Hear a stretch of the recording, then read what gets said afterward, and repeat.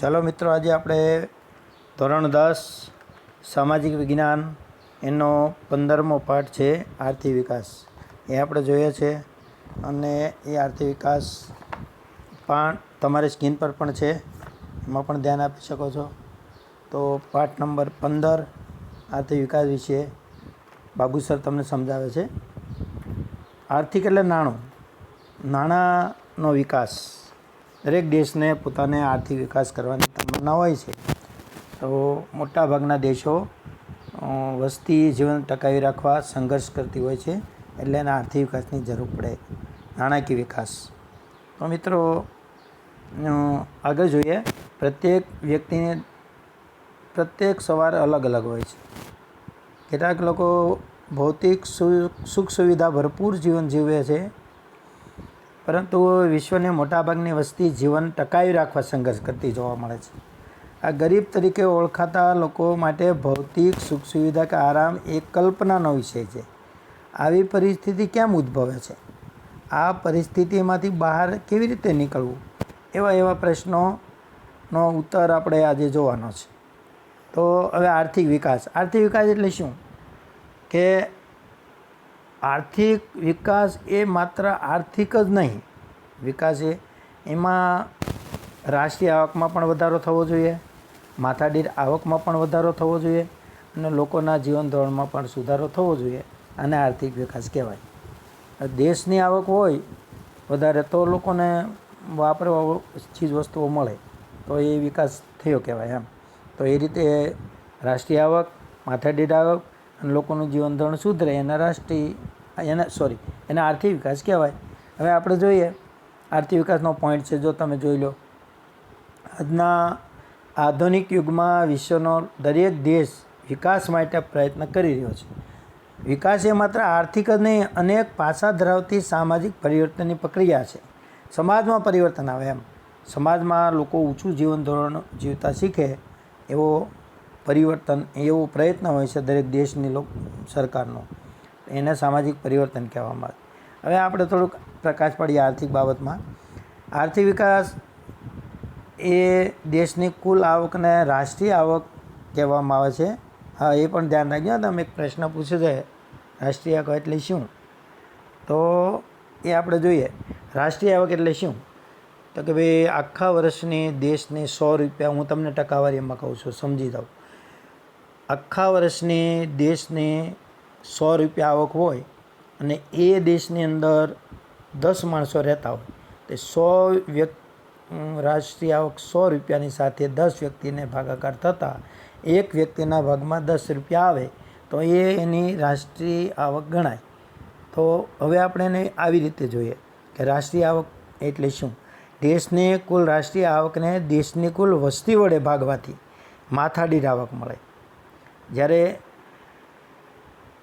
જીવન ધોરણમાં લોકોને પ્રાપ્ત થતી સગવડો, જીવન ધોરણ આપણું ઊંચું હોય તો એમાં આપણને કઈ સગવડ મળે?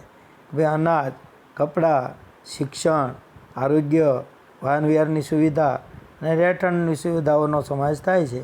આપણે તમને ખબર હોય, રોટી કપડાવાળું મકાન, એ વસ્તુ બધું જીવન ધોરણમાં ગણાય, પાયાની વસ્તુ છે.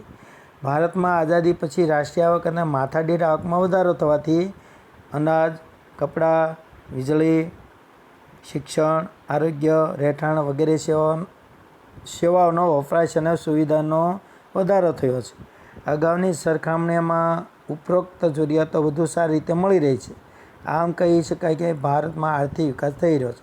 હવે જુઓ, આપણા દાદા હતા તો એનું એટલું બધું જીવન ઊંચું નહીં હતું, કેમ કે એને સગવડો નહોતી, આરોગ્યની, વાહન વ્યવહારની, શિક્ષણની. બહુ ભણી નહોતા શકતા, કેમ કે એટલું બધું શિક્ષણ નહોતું, અનાજને જોઈએ એટલું મળતું નહોતું. આજે આપણને ફટાફટ મળે છે. એટલો એને અર્થ એવો થયો કે ભારતમાં આર્થિક વિકાસ થઈ રહ્યો છે એમ. એટલે ભારતની રાષ્ટ્રીય આવક જોઈએ તો 11-12ની રાષ્ટ્રીય આવક આપણે જોઈએ. જુઓ, ભારતની રાષ્ટ્રીય આવક, જેને GDP દર કહેવામાં આવે છે. GDP દર 2011-12ના વર્ષમાં અને 2015-16 એ બેની સરખામણીમાં ભાવો જોઈએ 12થી 16, તો ભારતનો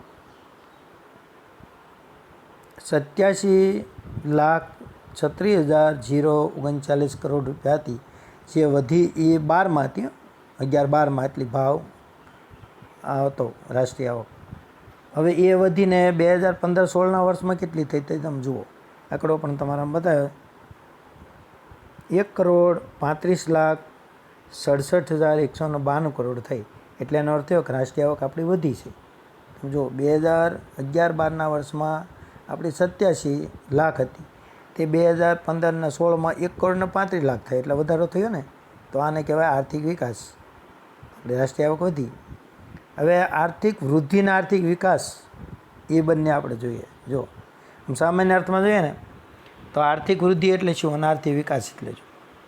જો આપણે અહીંયા જોતા જઈએ કે સામાન્ય રીતે આર્થિક વૃદ્ધિ અને આર્થિક વિકાસ બંને શબ્દો વધારો દર્શાવે છે, પરંતુ બંને વચ્ચે કેટલાક તફાવત જોવા મળે છે. તો એ તફાવત આપણે જોઈએ. આર્થિક વૃદ્ધિ એટલે શું અને આર્થિક વિકાસ એટલે શું, એ બંને વચ્ચે તફાવત. વિકાસ બંનેમાં થાય છે, વધારો બંનેમાં થાય છે, પણ તો એ થોડોક તફાવત છે. જો એમાં જોઈએ તો પહેલું, વિકાસની પ્રક્રિયાના આધારે જોવા જઈએ તો આર્થિક વિકાસ એ ગુણાત્મક અને આર્થિક વૃદ્ધિ એ પરિણાત્મક છે. જો આર્થિક વિકાસ એ પ્રથમ અવસ્થા છે, જ્યારે આર્થિક વૃદ્ધિ એ આર્થિક વિકાસ પછીની અવસ્થા છે. તો આ ખાસ ધ્યાન રાખે, વિકાસની પ્રક્રિયાના આધારે. હવે બીજું છે અર્થતંત્રમાં થતા પરિવર્તનના આધારે. અર્થતંત્રમાં થતા નવા સંશોધનોના આધારે ઉત્પાદનમાં થતો વધારો એ આર્થિક વિકાસ છે. હવે દાખલા કે ખેતીમાં ઘઉં, ડાંગર જેવા પાકમાં નવા બિયારણની શોધ થતાં ઉત્પાદનમાં અનેક ગણો વધારો થયો. આ બાબત આર્થિક વિકાસ બતાવે છે. બીજી તરફ ખેડાણ લાયક જમીનમાં વધારો થવાથી ખેતીલાયક ઉત્પાદનમાં વધારો થાય એ આર્થિક વૃદ્ધિ કહેવાય છે. તો જોયું, ખેડાણ જમીન પડી હતી એમાં ખેડવા લાગ્યા એટલે જમીનમાં ખેતીલાયક વધારો થયો. તો એ વધારો એ પાછો ઘઉં, ડાંગર જેવા પાકમાં વધારો થયો, ઉત્પાદનમાં વધારો થયો, એટલે એ આર્થિક વિકાસ છે. અને જે ખેતીલાયક જમીન વધારો થયો યંત્ર દ્વારા, તો એને આર્થિક વૃદ્ધિ કહેવામાં આવે છે. હવે ત્રીજું આપણે જોઈએ, વિકાસશીલ અને વિકસિત અને વિકાસશીલ દેશોના સંદર્ભમાં. આપણો દેશ છે ને તો વિકાસશીલ દેશ કહેવાય. અમેરિકા, રશિયા, જાપાન એ વિકસિત દેશો કહેવાય. વિકસિત અને વિકાસશીલ દેશોના સંદર્ભમાં પણ બંને વચ્ચે તફાવત જોવા મળે છે. વિકસિત દેશોની રાષ્ટ્રીય આવકમાં થતો વધારો એ આર્થિક વૃદ્ધિ કહેવાય. જે વિકાસશીલ દેશોની રાષ્ટ્રીય આવકમાં થતો વધારો એ આર્થિક વિકાસ કહેવાય. આ બે ખાસ ધ્યાન રાખજો. આર્થિક તો વિકસિત દેશોની રાષ્ટ્રીય આવક વધે ને એને આર્થિક વૃદ્ધિ કહેવાય. એટલે આપણે જેવા ભારત જેવા દેશો, વિકાસશીલ દેશોમાં રાષ્ટ્રીય આવકમાં વધારો થયો એ આર્થિક વિકાસ કહેવાય. તો આ ખાસ. હવે વિકાસશીલ અર્થતંત્રના લક્ષણો એ ખાસ જોવા જેવું છે. આ પ્રશ્ન 5 વાક્યનો મોટો પ્રશ્ન પૂછાય છે. વિકાસશીલ અર્થતંત્રના લક્ષણો, વિકાસશીલ દેશોના લક્ષણો એમ પણ કહી શકાય. ભારત દેશ છે ને વિકાસશીલ દેશ, એટલે એમાં આવું બધું જોવા મળે તમને. જ્યારે અમેરિકા, રશિયા, જાપાન કે પછી કોઈ મોટા દેશો છે એવા જે લંડન એ આ બધા, એમાં જોવા નહીં મળે આવું. જો પહેલાં તો વિકાસશીલ દેશમાં પહેલાં હું તમને ટૂંકમાં કહું, એની માથાદીઠ આવક દરેક વ્યક્તિની નીચી હોય. પછી આવા દેશોમાં વસ્તી વૃદ્ધિ કૂદકે ને ભૂસકે વધતી હોય, વિકાસશીલ દેશોમાં, ભારત જેવા દેશોમાં. બીજું, અહીંયા ખેતી ક્ષેત્ર એ બીજા પર આધાર હોય, અથવા ઉત્પાદન ખેતીનું ઓછું હોય હેક્ટર દીઠ. હવે ચોથું જોઈએ ને તો આવકની વહેંચણી અસમાન હોય. આપણી કોઈ કરોડપતિ હોય, કોઈ રોડપતિ હોય, એવી અસમાન વહેંચણી હોય. બીજું, પાંચમું જોઈએ ને તો આમાં ભારત જેવા દેશો, વિકાસશીલ દેશોમાં બેરોજગારીનું પણ બહુ હોય. બહુ કોઈને કામ ધંધો કરવો છે પણ કામ મળતું નથી, બેરોજગારી. અને છઠ્ઠું જોઈએ તો ગરીબી બહુ હોય, કોઈને ખાવા, અનાજ, કપડાં એવું મળતું ના હોય, બહુ ગરીબ હોય. જીવન જીવવા માટેની વસ્તુ પણ ન મળતી હોય, મતલબ કે અનાજ. અને ગરીબી આવા દેશોમાં બહુ હોય. બીજું, દ્વિમુખી અર્થતંત્ર હોય. આવા બે મુખવાળું તંત્ર હોય. શહેરોમાં પ્રગતિશીલ હોય, ગામડામાં એટલું પ્રગતિશીલ ન હોય. અમુક લોકો એવા વૈભવશાળી જીવન જીવતા હોય, તો અમુકને પૂરતા ખાવાય નહીં મળતું. એટલે આ દ્વિમુખી અર્થતંત્ર કહેવાય. હવે આગળ જોવા જઈએ ને તો પાયાની અપર્યાપ્ત સેવાઓ. હવે દાખલા કે કોઈ આપણી પાયાની વસ્તુ કોઈ શિક્ષણ એ પાયાની વસ્તુ કહેવાય. વાહન વ્યવહાર, સંદેશ વ્યવહાર, બેંક, ત્યાર વીજળી, એ આપણે જોવા જઈએ ને તો મળે જ નહીં આપણને. અને પાયાની વસ્તુ નબળી. આંતરરાષ્ટ્રીય વ્યાપારનું સ્વરૂપ.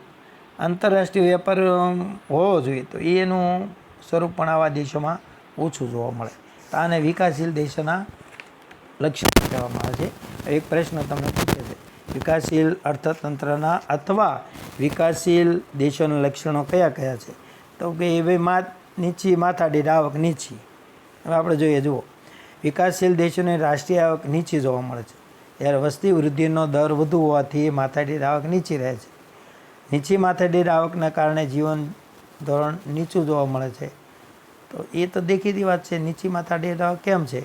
કે હું તમને ઉદાહરણ સમજાય એવું એક કહું કે એક પિતાને એક સંતાન હોય.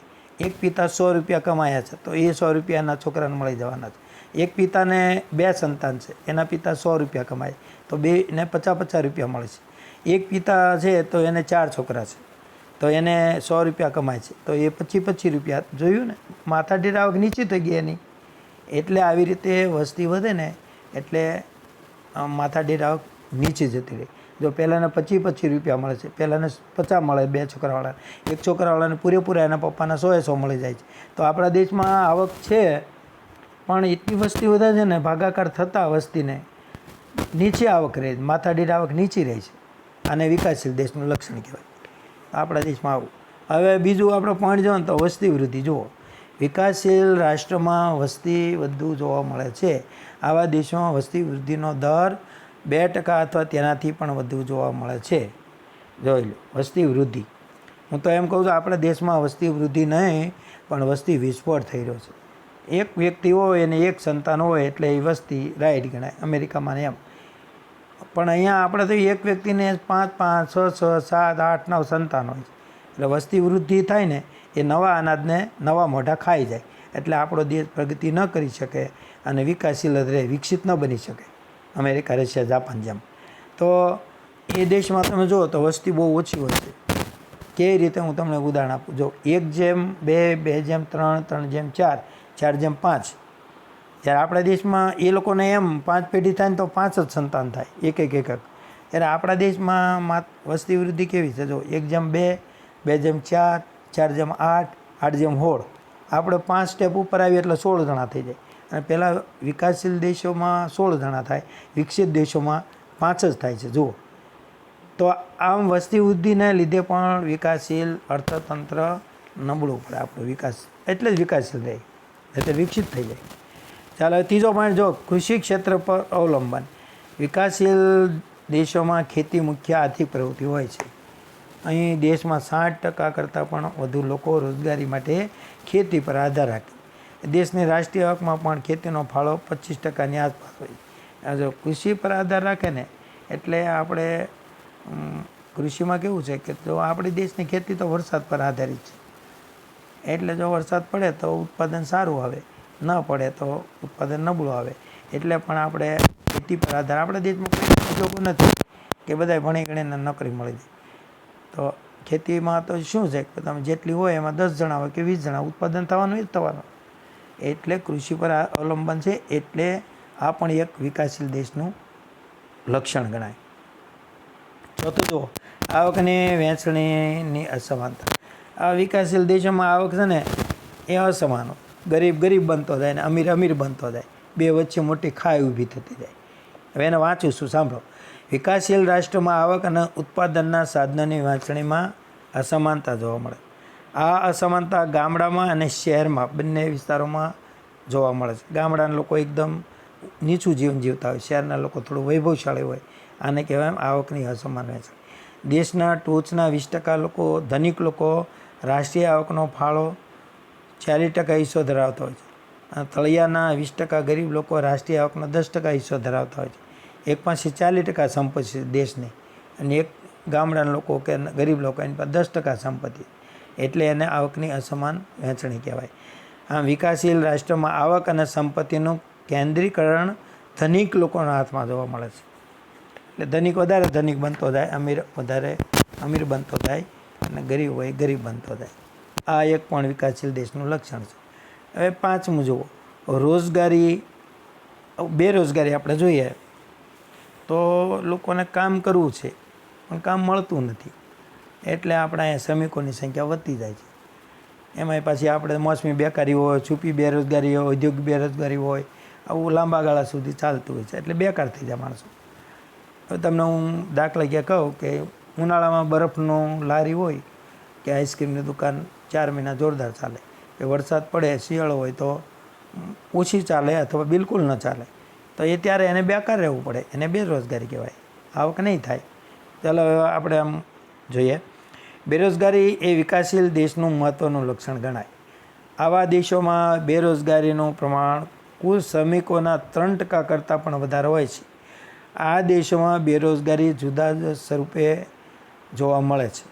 કઈ કઈ જો મોસમી બેરોજગારી, હવે આનો અર્થ એવો થાય કે અમુકના ધંધા મોસમ પ્રમાણે ચાલે, અમુક મોસમ બદલે અમુક ધંધા બંધ થઈ જાય, અને મોસમી બેરોજગારી કહેવાય. છુપી બેરોજગારી, છુપી બેરોજગારી એટલે શું કે માણસ આમ કામ કરતો હોય પણ એને કામ કરવાથી આવકમાં વધારો ન થાય. આપણે મમ્મી ઘરમાં કેટલું કામ કરે છે પણ એનાથી આવક નથી થતી, જુઓ, એને છુપી બેરોજગારી કહેવાય.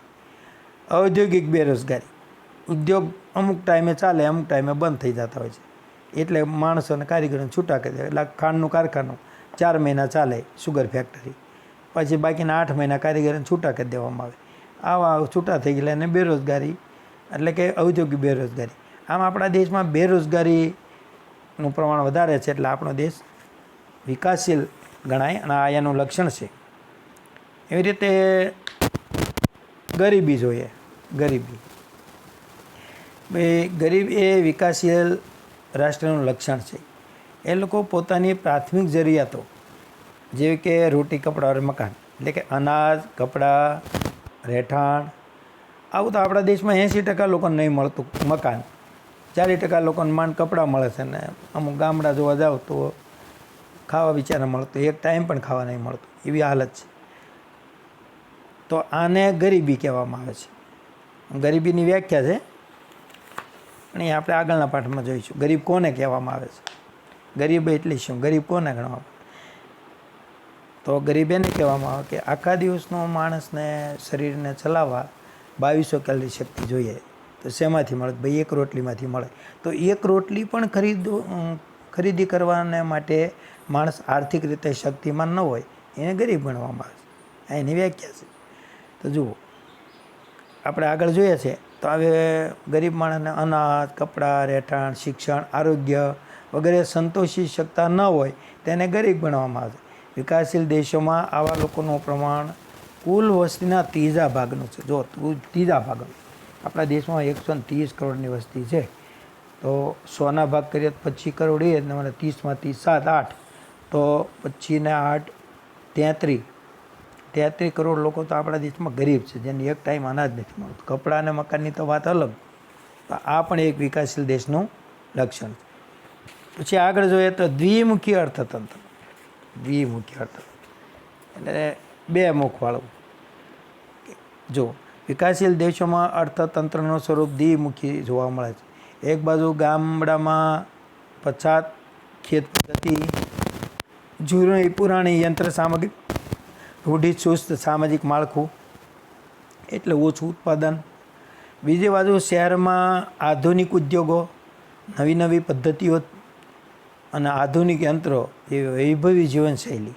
આવું જીવન આપણા દેશનું છે કે જે ગામડામાં રહે એ એકદમ રૂઢિચુસ્ત, યંત્રો પૂરા હોય નહીં, ખેતીમાં સાધનો ઓછા હોય, વૈજ્ઞાનિક પદ્ધતિ ખેતી ન કરતા હોય એટલે ઉત્પાદન ઓછું આવે, અને જૂની પુરાણી પદ્ધતિ હોય આવા, અને ગામડામાં એ બધું જોવા મળે એટલે ઉત્પાદન નહીં, ગરીબ જ રહે માણસ. જ્યારે એની સરખામણીમાં એવા ને એવા દેશોમાં શહેરમાં જુઓ તો આધુનિક પદ્ધતિ, બધી આધુનિક યંત્રો, જીવન પણ ઊંચા, એટલે આમ દ્વિમુખી અર્થતંત્ર ધરાવતું હોય આવું જે વિકાસશીલ દેશ હોય ને એમ. એવી રીતે 8મો પોઈન્ટ જો, પાયાની અપર્યાપ્ત સેવાઓ. પાયાની જરૂરિયાતો આપણા દેશમાં હોવી જોઈએ દેશનું અર્થતંત્ર આગળ લઈ જવા. તો એવી કઈ કઈ વસ્તુ છે પાયાની? ભાઈ શિક્ષણ છે, વાહન વ્યવહાર, સંદેશાવ્યવહાર, વીજળી, આરોગ્ય, બેન્કિંગ વગેરેનો સમાવેશ આપણી પાયાની વસ્તુમાં. આ હોય તો થોડો વધારે વિકાસ દેશ કરે, પણ વિકાસ માટે અનિવાર્ય પાયાની સેવાઓ આ હું બોલ્યો ને તે આપણને ઓછો જોવા મળે, ઓછો વિકાસ થયેલો જોવા મળે, જે દેશના વિકાસ માટે અવરોધક બને છે. તમારે ધંધો કરવો હોય, તમારી પાસે આજુબાજુ બેંક જ ન હોય તો તમે પૈસા ઉપાડો મૂકો કેમ કરી શકો? એટલે પાયાની જરૂરિયાત કહેવાય, એ નથી. એવી રીતે તમે જો શિક્ષણ, વીજળી, ધંધો કરો, વીજળી, શિક્ષણ એ જ હોય ને, એ બધી સંસ્થાઓ. તો આવું બધું ન હોય ને એટલે એ લક્ષણ છે આપણું 8મું, કે કહેવામાં આવે પાયાની જરૂરિયાતો અપર્યાપ્ત. આ પણ એક વિકાસશીલ દેશનું અર્થતંત્ર છે, લક્ષણ છે એનું. હવે 9મું જોવા દઈએ આપણે કે ભાઈ આંતરરાષ્ટ્રીય વ્યાપારનું સ્વરૂપ. જુઓ, આંતરરાષ્ટ્રીય આપણી પાસે ઉત્પાદન થતું હોય ને એ આપણા દેશમાં વેચાય છે. આપણા દેશ પૂરતું જ બજાર છે. આપણું જે ઉત્પાદન કરીએ ને એ વિદેશમાં પણ વેચાવું જોઈએ, તો વિદેશનું બજાર પણ હોવું જોઈએ. એવું બહુ ઓછું છે એમ. આંતરરાષ્ટ્રીય વ્યાપારનું સ્વરૂપ નબળું છે. આંતરિક વેપાર છે પણ આંતરરાષ્ટ્રીય વેપાર ઓછો છે. એટલે આપણે, અને બીજું કે આપણે આયાત વધારે છે, નિકાસ ઓછી છે, એટલે દેશનું દેવું વધતું જાય. એટલે આપણો દેશનું આ લક્ષણ છે વિકાસશીલ દેશનું. જોઈ લો, આ પોઈન્ટ આપણે જોઈએ છે. વિકાસશીલ દેશોમાં વિદેશ વ્યાપારનું સ્વરૂપ અને માળખું અલગ જોવા મળે છે. આ દેશો મુખ્યત્વે કૃષિ પેદાશો અને બગીચા પેદાશો તેમજ કાચી કરતા હોય છે. આ પ્રકારની નિકાસોની માંગ ઓછી હોય છે અને ભાવો નીચા હોય છે. એથી નિકાસોની કમાણી ઓછી હોય તો આપણે કાંઈ મોકલતા હોય બીજા દેશમાં, કોઈ મોકલીએ, નિકાસ કરીએ, એટલે આપણે બધું કાચો માલ હોય એટલે ભાવ ન મળે એમ. જ્યારે આયાતો ઔદ્યોગિક પેદાશો અને યંત્ર સામગ્રી હોય છે, આપણે વિદેશથી મગાવીએ એ બધું યંત્રો અને એવું બધું તૈયાર હોય, કમ્પ્યુટર આવું, એટલે એને આપણે કિંમત વધારે ચૂકવવી પડે. આ વસ્તુઓના ભાવો વધુ હોય, આ તૈયાર વસ્તુ મગાવો એટલે ભાવ વધારે હોય. આયાતો પાછળ ખર્ચ પણ એટલો જ વધી જતો હોય ભાવને લીધે.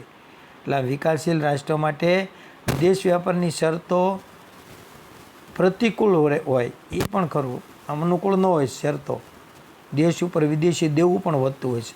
આમ નિકાસ વધારે હોવી જોઈએ, આયાત ઓછી હોવી જોઈએ, અથવા આયાત હોય ને તે પણ આમ શરત એવી બધી હોવી જોઈએ કે સમાનતાવાળી. એ પણ આપણું આંતરરાષ્ટ્રીય વ્યાપારનું માળખું બરાબર નથી. એટલે પણ આપણા દેશનો વિકાસશીલ દેશ ગણાય. આપણો વિકસિત ન ગણાય, વિકાસશીલ ગણાય. એટલે કે વિકાસશીલ, તમને હવે પૂછીએ મિત્રો, વિકાસશીલ અર્થતંત્રના લક્ષણો કયા કયા?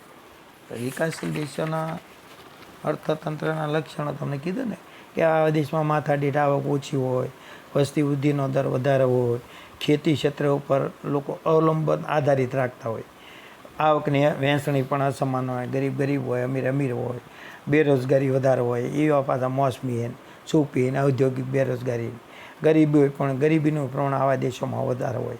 અનાજ, કપડાં, રહેઠાણ, શિક્ષણ, આરોગ્ય મેળવે જ નહીં, મળતું જ ન હોય. એટલે પછી દ્વિમુખી અર્થતંત્ર હોય. ગામડાઓમાં એકદમ રૂઢિચુસ્ત જીવન હોય, શહેરમાં આધુનિક પદ્ધતિ, એટલે શહેરના લોકો વધારે વૈભવશાળી હોય.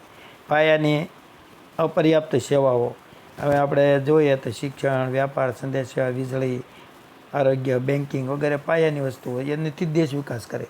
એવી બધી હોય જ નહીં.